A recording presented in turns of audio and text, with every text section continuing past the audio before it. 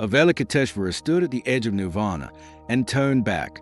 According to the Buddhist tradition, there came a moment when the Bodhisattva of infinite compassion had already done what almost no being could achieve. He had crossed suffering. He had transcended attachment. He had reached the threshold of liberation itself. In front of him was the end of rebirth, the end of pain, the end of human existence as we know it. But just before entering Nirvana, Avalokiteshvara heard something that changed everything. The cries of suffering beings still trapped in the cycle of existence. And instead of leaving, he refused. It is said that he made a vow so immense that even the gods trembled when they heard it. He swore that he would not enter final liberation until every living being, no matter how lost, broken, violent, terrified, or forgotten, was freed from suffering first. Not after his enlightenment, before it. But the deeper you look into this story, the stranger it becomes. Because Avalokiteshvara was not refusing Nirvana out of attachment to the world. He was refusing it out of compassion so absolute that the idea of saving himself alone had become impossible. And maybe that is why this story has survived for thousands of years. Because in a world where almost everyone is trying to escape pain, escape people, escape responsibility, or escape themselves, the idea of someone willingly turning back towards suffering feels almost unimaginable now. Especially today. Long before Avalokiteshvara became known across Asia as a bodhisattva of infinite compassion, the world he emerged from was already marked by a single unavoidable truth. Suffering touches everything. In the Buddhist traditions where his story appears, existence itself is described as a cycle of endless birth, death, attachment, loss, fear, longing, and rebirth. Kingdoms rose and collapsed. Families loved each other and still lost one another. Human beings spent their lives chasing permanence inside a world where everything eventually disappeared. And no amount of power, wealth, beauty, or intelligence could stop it. But unlike many beings who sought enlightenment only to escape this cycle, Avalokiteshvara became deeply disturbed by something else entirely. It was not only his own suffering that affected him, it was everyone's. According to the Mahayana traditions, he developed an almost unbearable sensitivity to the pain of living beings. Not just physical pain, but loneliness, grief, confusion, rage, attachment, fear, and the blindness that kept people trapped repeating the same patterns endlessly without understanding why. And this is where the story becomes unexpectedly human, because Avalokiteshvara is not presented as a distant god disconnected from emotion. He is a figure who looked directly at suffering without turning away from it. While many spiritual paths focus on transcending the world, the path of the Bodhisattva asks for something far more difficult. Remaining emotionally open inside a broken world without becoming consumed by it. According to tradition, Avalokiteshvara spent countless lifetimes cultivating compassion. Not compassion as pity, weakness, or passive kindness, but as a radical decision to stay present in front of suffering instead of escaping it. He listened to the cries of beings across all realms of existence. Humans terrified of death, spirits consumed by hunger, beings destroyed by hatred, minds trapped in ignorance. The deeper he looked, the more endless suffering seemed to become. And eventually, this created a terrifying contradiction, because enlightenment offered liberation from the cycle, a way out, an end to suffering forever. But Avalokiteshvara began to realize that every step he took toward liberation also meant leaving behind countless beings who were still drowning inside samsara. And according to the stories, that realization became heavier and heavier until it transformed into the central conflict of his entire existence. Not everyone notices how radical this idea truly is. Avalokiteshvara represents a form of compassion so extreme that personal salvation alone no longer felt complete. In a spiritual world where liberation was considered the highest achievement, he began asking a question that changed everything. What is the value of enlightenment if you reach it alone? The deeper Avalokiteshvara moved along the path toward enlightenment, the more impossible his own liberation began to feel. According to the Mahayana traditions, his awareness expanded beyond ordinary human perception.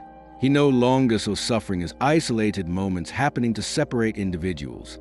He saw an entire reality built on craving, fear, attachment, and ignorance repeating itself endlessly across lifetimes. Everywhere he looked, beings were desperately searching for happiness while unconsciously creating more suffering for themselves and others at the same time. And the terrifying part was this: there was no end to it. It is said that Avalokiteshvara listened constantly to the cries of the world. Not metaphorically. The traditions describe him as hearing the suffering of beings across all realms of existence. The grieving mother mourning her child, the man consumed by rage and revenge, the starving spirit unable to satisfy its hunger, the person terrified of losing status, beauty, love, identity, control. The more compassion he developed, the more exposed he became to the unbearable weight of existence itself. But instead of hardening, he opened even further. And this is where the story takes a turn that most people are not prepared for. Because compassion, in this tradition, is not soft. It is not comfortable. Avalokiteshvara's compassion became so vast that it almost destroyed him. According to one of the most famous versions of the story, there came a moment when he looked out across samsara and realized that despite all his efforts, suffering still continued endlessly. Beings kept falling back into hatred, greed, violence, attachment, and ignorance again and again. Entire civilizations rose only to collapse back into suffering. Generation after generation repeated the same fears in different forms. And for the first time, Avalokiteshvara felt something dangerously close to despair. The scale of suffering felt impossible. It is said that the shock of this realization became so overwhelming that his head split apart into multiple pieces. In some traditions, his entire body shattered. The symbolism behind this moment is incredibly important because this is not the destruction caused by hatred or punishment. It is the breaking point that comes when the heart tries to carry more pain than it knows how to contain. But the story does not end there. According to the tradition, Amitabha Buddha, seeing Avalokiteshvara's suffering and unwavering compassion, appeared before him and transformed him into a new form capable of helping more beings than ever before. In some depictions, Avalokiteshvara receives 11 heads so he can hear suffering in every direction. In others, he receives 1,000 arms, each one carrying an eye in its palm, symbolizing the ability to both see suffering clearly and respond to it everywhere simultaneously. And suddenly, Avalokiteshvara was no longer simply a seeker of enlightenment.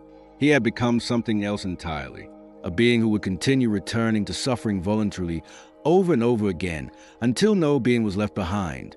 After his transformation, Avalokiteshvara was no longer walking the path toward enlightenment in the same way as before. The breaking of his body had changed something fundamental. According to the traditions, he had crossed beyond the idea of liberation as a personal destination. Compassion itself had become his entire existence. And this is what makes the next part of the story so powerful. Because Avalokiteshvara could have disappeared into Nirvana, he had already reached the threshold. The cycle of suffering no longer had power over him in the same way it does over ordinary beings. But instead of leaving samsara behind forever, he made one of the most radical vows in spiritual history. He vowed to remain connected to the suffering of the world until every living being, without exception, was freed from it. Not the wise first, not the spiritual first, not the good first. Everyone, the cruel, the lost, the violent, the selfish, the terrified, the broken, the forgotten, even those completely trapped in ignorance. According to Mahayana Buddhism, this vow became so immense that Avalokiteshvara turned into a universal symbol of compassion itself.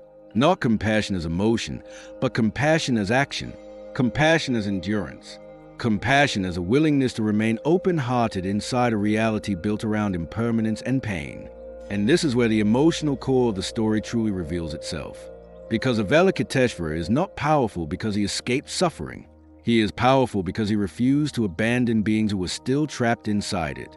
In many traditions, people pray to Avalokiteshvara during moments of fear, grief, illness, danger, loneliness, or despair because he represents the idea that compassion does not disappear when life becomes unbearable.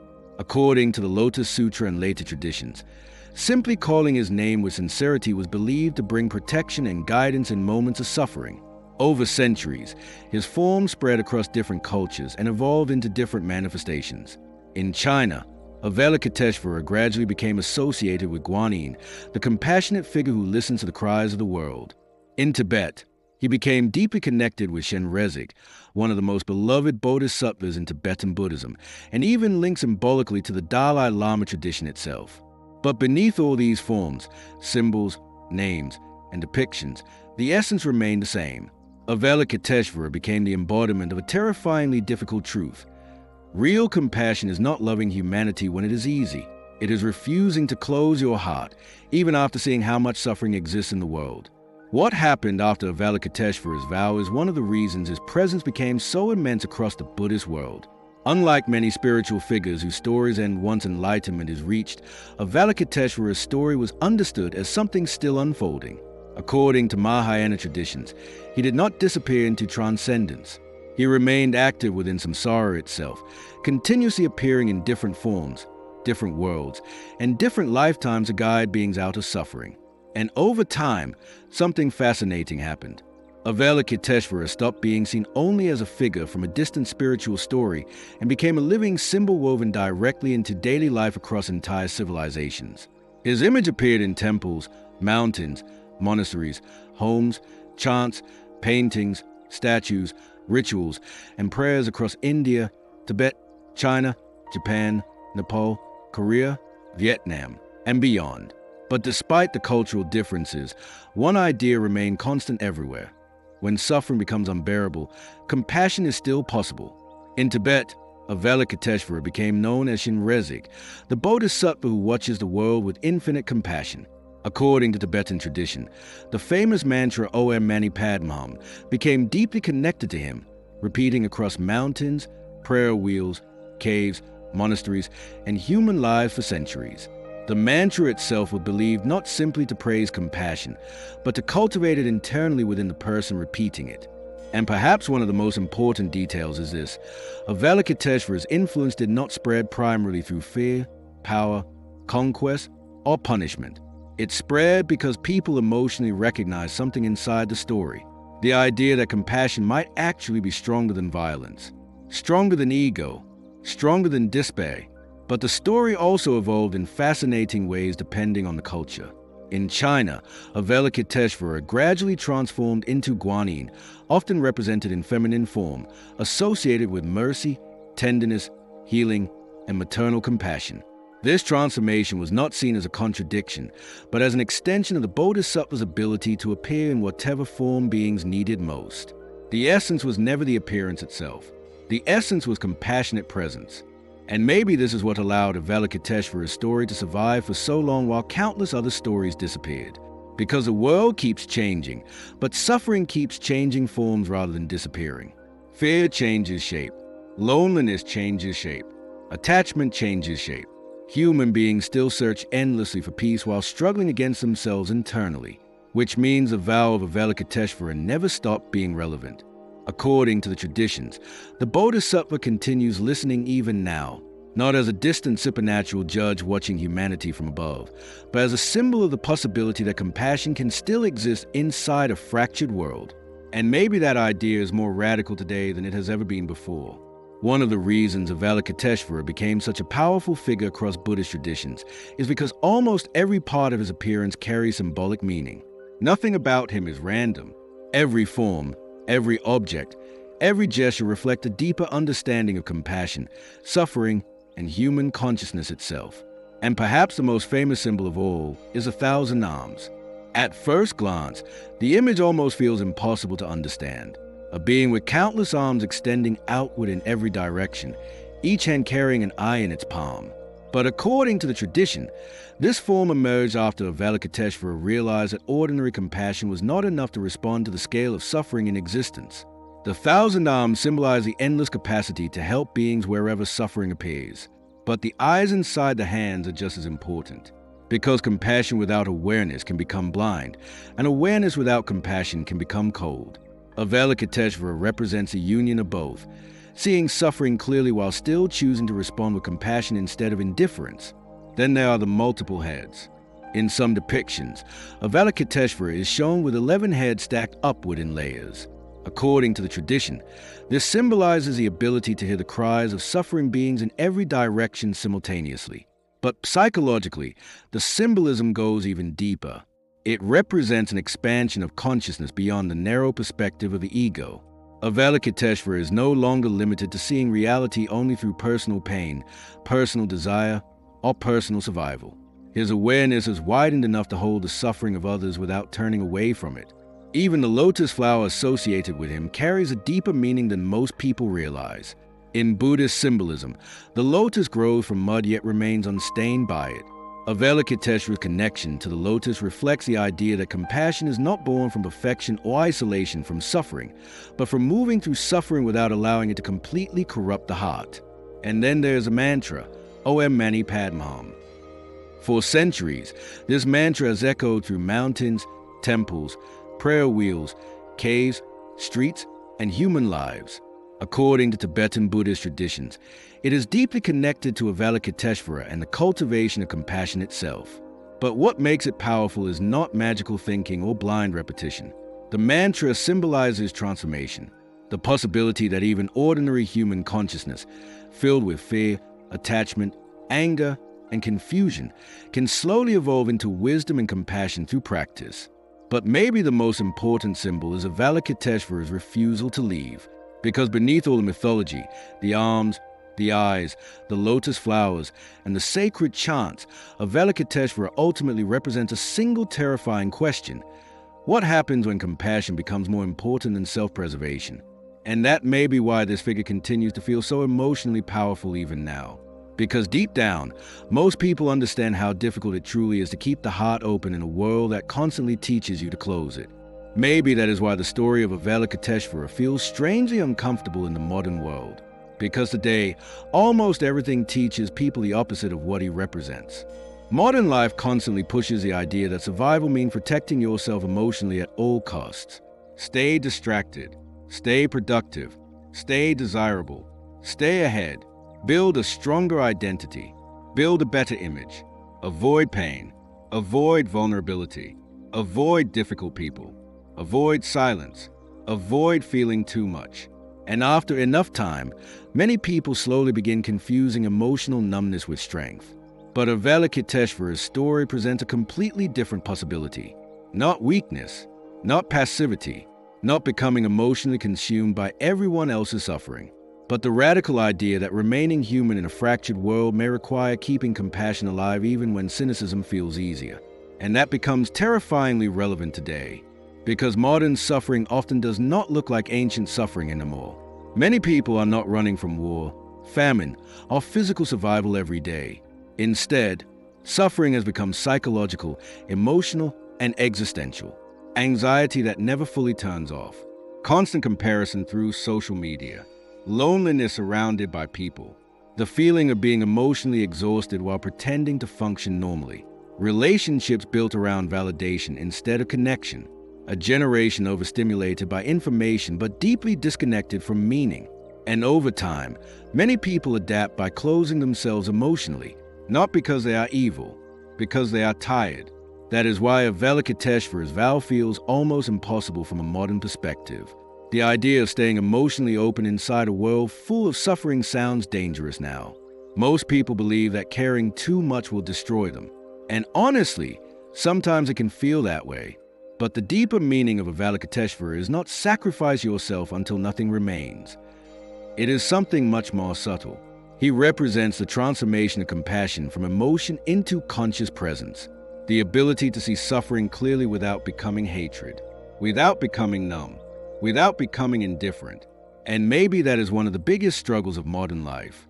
Not whether people can succeed, not whether they can become productive, not whether they can build status, identity, or achievement, but whether they can go through an increasingly fragmented world without losing their capacity to feel. Because once compassion disappears completely, people do not become free. They become empty. And maybe that is why the image of Avalokiteshvara standing at the edge of Nirvana and turning back towards suffering still resonates after thousands of years. Because deep down, many people are still searching for proof that compassion is not weakness, and that keeping the heart open may actually be one of the hardest forms of strength that exist today. Some stories survive because they entertain people. Others survive because humanity keeps needing them. The story of Avalokiteshvara survived for thousands of years because suffering never disappeared. It only changed form. And maybe that is why the image of being standing at the edge of liberation and choosing compassion over escape still feels so powerful today. Not because most people believe they could become a bodhisattva, but because almost everyone understands what it feels like to want to close their heart after being hurt by the world. And maybe that is the real question hidden inside this story. Not whether you can save the world, Not whether you can become perfectly compassionate, but whether you can continue being human without becoming emotionally numb.